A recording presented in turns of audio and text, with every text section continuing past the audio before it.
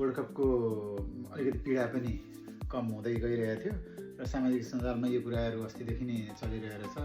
टिओबी gang, सहकारी ठग, गजेडी, अब यो कुन हिसाबले भन्नुभयो, के गरेर भन्नुभयो, एउटा व्यक्तिलाई तपाईँ चारैतिरबाट आक्रमण गर्नुहुन्छ, नभएको कुराहरूलाई बनाउनुहुन्छ, एआईमा बनाउनुहुन्छ, एआईमा बनाएर पोस्ट गर्नुहुन्छ, एउटा साइबर सेना नै खडा गरेर व्यक्ति विरुद्ध जानुहुन्छ भने एउटा नर्मल मान्छेको एउटा आक्रोश निस्कन्छ नै।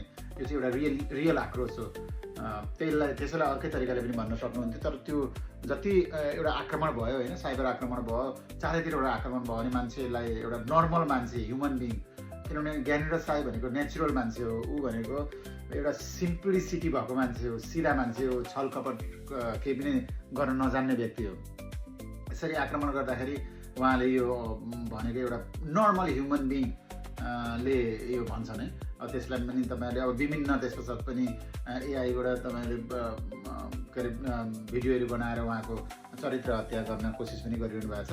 तर त्यो मकेन्द्र साईजीलाई के भन्छु भने यसरी जति पनि चरित्र हत्या गर्न खोजिरहेछ उहाँहरू विरुद्ध एक-एकको उजुरी दिनुहोस्।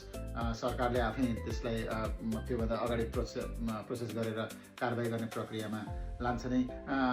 अब खगेन्द्र सुनारजीको पनि हेरौँ। खगेन्द्र सुनारजीले एउटा शिवजीलाई ढोङ्गीहरू पानी चढाउँछन्, पैसा दिन्छन्। यो नेपाल र इन्डिया बाहेक अरू बाहिर कहाँ छ देख्नुभयो भन्नुहुन्छ। तपाईँले आफैलाई प्रश्न गर्नुहोस् है, कस्तो खालको संस्कार, कस्तो खालको चाहिँ संसदहरू अहिले भएका छन् हाम्रो नेपाल सरकारमा। त्यो संसदभित्र उहाँहरूले गएर बोल्ने, उहाँहरूले गएर गर्ने क्रियाकलाप हेर्नुहोस् होइन। साइबर बुलिङको त नेपालको इतिहासमा यतिको साइबर बुलिङ र यतिको तल्लो स्तरमा गएर बोलेको चाहिँ मलाई चाहिँ याद छैन। जहाँसम्म प्रजातन्त्र आयो, काङ्ग्रेस आए, एमाले आए, उहाँहरूबाट 35 वर्ष शासन गर्दा देशको त्यो हामीले सोचे जस्तो भएन।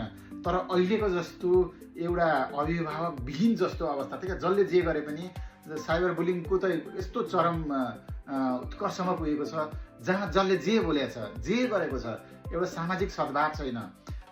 जे बोल्न मन लागेको छ, जे गर्न मन लागेको छ त्यो गरेको छ। त्यही भएर अब म चाहिँ के चाहिँ भन्न चाहन्छु भने प्रतिक्रिया दिँदा पनि सभ्य संयम भएर एउटा समाजले पचाउन सक्ने प्रतिक्रिया दिउँ। मलाई यो घन्टीहरू पनि नेपाली नै हुन्, एमाले, काङ्ग्रेस, राप्रपा सबै हामी नेपाली हो। त्यो हामीले आफ्नो पहिलो पहिचान भुल्नु हुँदैन। पार्टी त हाम्रो त्यस पछाडिको हो नि। पार्टी भनेको त हामी आफ्नो सैद्धान्तिक हिसाबले लाग्ने हो।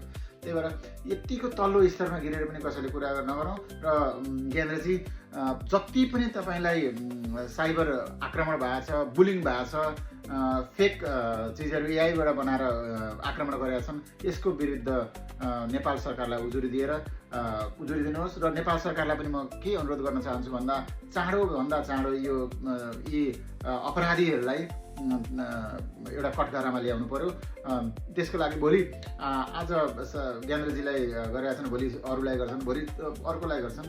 यो सभ्य समाज सृजना चाहिँ गर्नु पर्यो। नेपालमा कानुन व्यवस्था चाहिँ आम नागरिकले कानुन व्यवस्थामा रहन सक्ने, सबैलाई एउटा निडरका साथ रहन सक्ने वातावरण चाहिँ नेपाल सरकारले बनाइदियोस्।